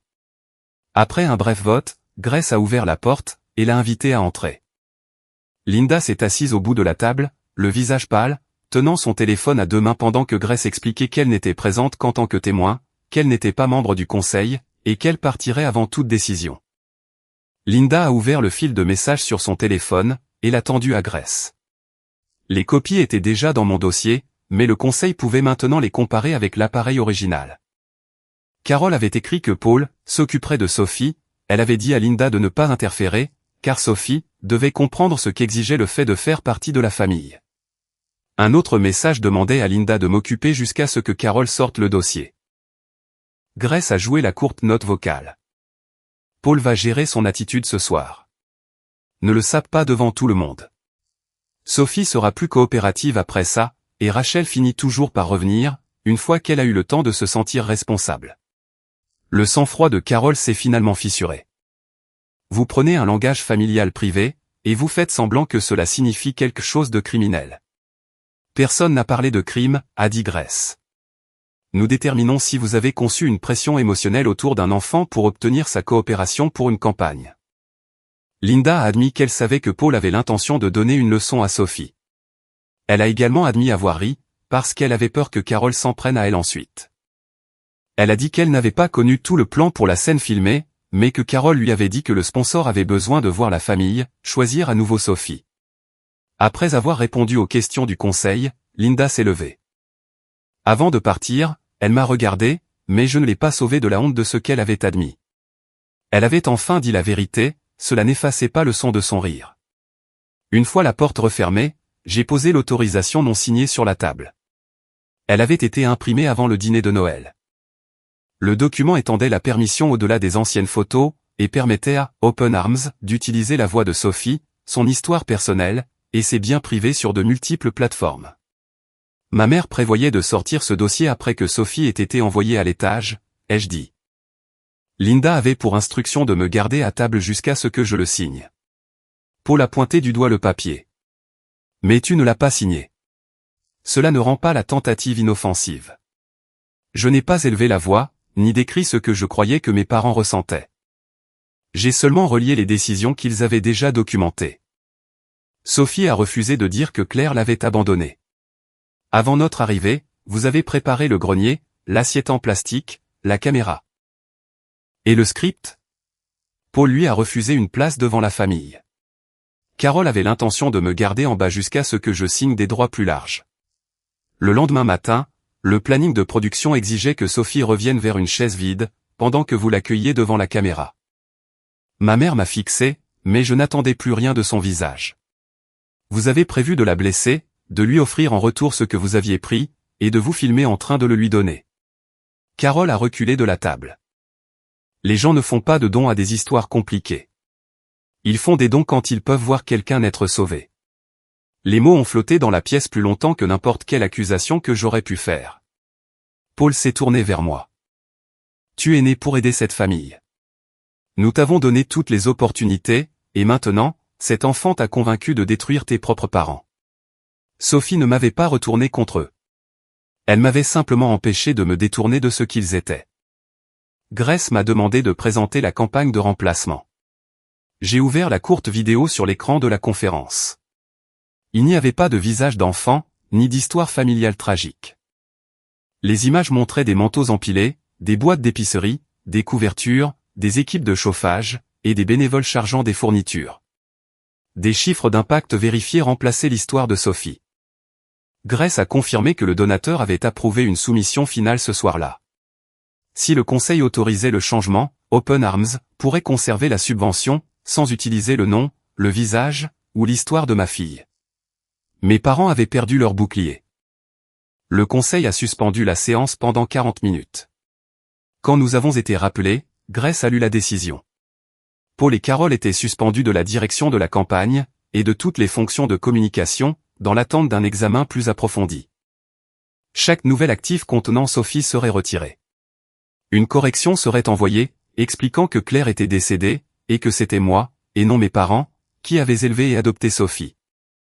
Leur nomination pour le prix du service communautaire serait retirée, et le fonds continuerait sous la supervision temporaire du conseil, avec une nouvelle politique de consentement. Carole m'a regardé comme si le conseil n'avait pas parlé. Comprends-tu ce que tu as fait à cette famille? Oui, ai-je dit. Vous avez répondu à cette question quand vous avez préparé une assiette en plastique pour une enfant, et une caméra pour enregistrer son pardon. Je suis parti, sans attendre d'excuses. Quand je suis rentré à la maison, la lumière de la cuisine était allumée. Sophie était assise à la table, avec 2 assiettes en céramique ordinaire devant elle. Elle avait réchauffé de la soupe, et coupé 2 morceaux de pain. Rien n'était arrangé pour une caméra, ni destiné à prouver quoi que ce soit à qui que ce soit. Comment ça s'est passé, a-t-elle demandé. Je me suis assise sur la chaise à côté d'elle, et j'ai pris sa main. La vérité est restée dans la pièce, après qu'ils aient épuisé leurs excuses. Sophie a poussé l'une des assiettes vers moi. Il n'y a pas eu de célébration, ni de public. Seulement ma fille, attendant pour que ni l'une ni l'autre n'ait à manger seule. Le jeudi matin, 2 janvier, Grace a appelé pour me dire que la campagne de remplacement avait été acceptée pour la subvention de contrepartie. Le montant était légèrement inférieur à ce que Carole avait prévu, car plusieurs pièces promotionnelles avaient été retirées, mais c'était suffisant pour maintenir les programmes d'hiver. L'aide au chauffage continuerait, la distribution de manteaux ne serait pas annulée, et les familles déjà approuvées pour l'aide d'urgence la recevraient. Je suis resté assise à la table de la cuisine pendant que Grace expliquait les prochaines étapes du conseil. Sophie était en face de moi, étalant du beurre de cacahuète sur du pain grillé, et écoutant sans faire semblant. Ils ont approuvé la nouvelle politique de consentement, a dit Grace. Aucune photo, voix, objet personnel, ou histoire de famille d'un enfant ne peut être réutilisée pour une nouvelle campagne, sans un examen séparé. Les enfants assez grands pour comprendre seront également invités à donner leur accord. Ça aurait dû se passer comme ça avant. Oui, a répondu Grace, ça aurait dû. Paul et Carole avaient été démis de toutes leurs fonctions de communication. Ils ne pouvaient plus approuver d'histoires, sélectionner de photos, parler au nom des familles présentées, ou contacter des fournisseurs. Leur nom restait lié à l'organisation qu'ils avaient aidé à créer, mais leur autorité sur son image publique avait disparu. L'avis de correction serait envoyé au donateur cet après-midi-là. Il précisait que Claire Walker était décédée après avoir pris des dispositions pour que je m'occupe de Sophie, qu'elle n'avait jamais abandonné sa fille, et que Paul et Carole n'avaient ni élevé ni adopté Sophie. Tous les documents actuels utilisant la fausse version de son histoire seraient retirés. Leur nomination pour le prix du service communautaire avait également été retirée. Grace n'a pas décrit un effondrement public dramatique. Il n'y avait pas de foule attendant devant l'église, pas de journal les exposant, et pas de salle pleine de gens m'applaudissant. Quelques bénévoles avaient cessé de répondre aux appels de Carole. D'autres croyaient encore qu'elle avait commis une erreur en essayant d'aider. Certaines personnes évitaient mes parents, parce qu'elles ne savaient pas quoi dire. C'était suffisant. Je n'avais pas voulu que des étrangers les humilient, je voulais qu'ils perdent le pouvoir dont ils avaient abusé. Quand l'appel s'est terminé, Sophie a fixé le pain grillé sur son assiette. Est-ce que ça veut dire que les autres enfants reçoivent toujours de l'aide? Oui. Et ils n'ont pas besoin de ma vidéo. Ils n'ont jamais eu besoin de ta vidéo. Ils avaient besoin d'adultes prêts à faire le travail honnêtement. Elle a pris une bouchée, et a hoché la tête. Le soulagement sur son visage n'a duré qu'un instant, avant qu'une autre question ne le remplace. Qu'est-ce qui arrive à mamie et papy? Ils ne peuvent plus utiliser ton nom, tes photos, tes lettres, ou ton histoire. Est-ce qu'ils peuvent m'appeler? Pas à moins que tu ne décides que tu en as envie.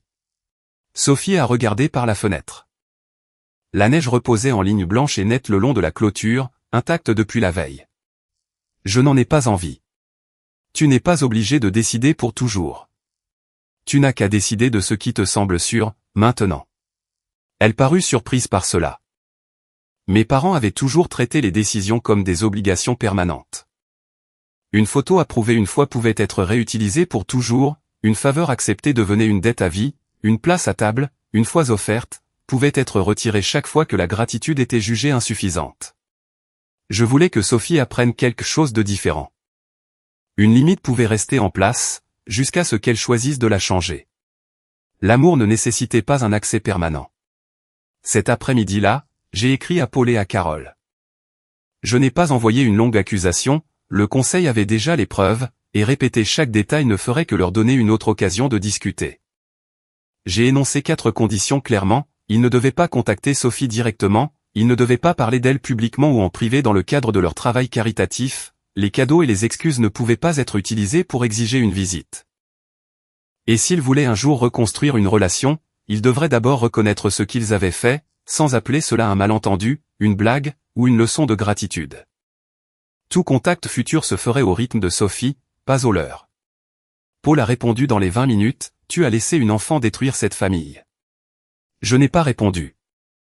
Carole a envoyé un message plus long, expliquant qu'elle avait toujours aimé Sophie, et qu'elle avait seulement essayé de donner un sens à la tragédie. Elle a dit que la campagne était devenue plus grande que n'importe quelle personne, et que l'histoire jugerait ma décision différemment. Je n'ai pas répondu non plus. Pendant la majeure partie de ma vie, le silence avait signifié la capitulation. Cette fois, le silence signifiait que la conversation était terminée. Linda est venue chez nous 2 jours plus tard. Elle s'est tenue sur le porche, sans aucun cadeau, ce qui était la première décision sage qu'elle ait prise. Je l'ai laissée entrer, mais nous sommes restés près de la porte d'entrée. Sophie est restée dans le salon, elle avait accepté d'entendre Linda, pas de la pardonner. J'ai ri, parce que j'avais peur de Carole, a dit Linda. Ce n'est pas une excuse. J'ai vu ce que Paul faisait, et j'ai laissé Sophie seule. Sophie l'a regardé attentivement. Pourquoi n'as-tu rien dit? Les yeux de Linda se sont remplis de larmes. Parce que dire quelque chose aurait rendu la pièce inconfortable pour moi. C'était déjà inconfortable pour moi. Je sais. Linda s'est excusée sans demander un câlin, une promesse, ou la permission de se sentir mieux. Quand elle a eu fini, Sophie a simplement dit « d'accord ». Linda m'a regardé, comme si elle ne savait pas si cela signifiait qu'elle était pardonnée. Ça veut dire qu'elle t'a entendu, ai-je dit. Ne lui demande pas de te donner plus que ça. Que puis-je faire? Commence par dire au reste de la famille pourquoi tu es restée silencieuse. Ne dis pas que Carole t'a embrouillé, ou que Paul t'a surprise. Dis-leur que tu as vu une enfant être blessée, et que tu as décidé que te protéger était plus facile. Linda a baissé la tête. Je peux faire ça. Alors fais-le, sans t'attendre à ce que Sophie te récompense. Elle est partie, sachant que la distance entre nous ne disparaîtrait pas, parce qu'elle avait enfin dit la vérité. Peut-être qu'avec le temps, ses actions feraient place à quelque chose de mieux. Cette décision ne lui appartenait plus, à elle seule. Une semaine plus tard, Sophie et moi avons ouvert ensemble la boîte en bois de Claire. Nous nous sommes assises sur le sol du salon, avec les lettres, les photos, et les petits objets étalés avec soin sur une couverture. Sophie a trié les lettres par date. Elle a placé l'écharpe verte de Claire sous les photos, et a remis le bracelet d'hôpital dans une petite enveloppe. Quand elle est arrivée au script corrigé, elle l'a tenu au-dessus de la boîte, sans le mettre à l'intérieur. Ça ne va pas avec les affaires de maman Claire, a-t-elle dit. Où le veux-tu? Dans mon bureau. Pourquoi? Parce que ce n'est pas elle qui l'a écrit. C'est moi. Elle a plié le script le long du pli d'origine, et l'a emporté dans sa chambre. La boîte de Claire contenait les souvenirs que sa mère avait laissés, le script appartenait au moment où Sophie avait défendu ses souvenirs pour elle-même. J'avais passé des années à prendre des décisions pour elle, parce que je voulais la protéger.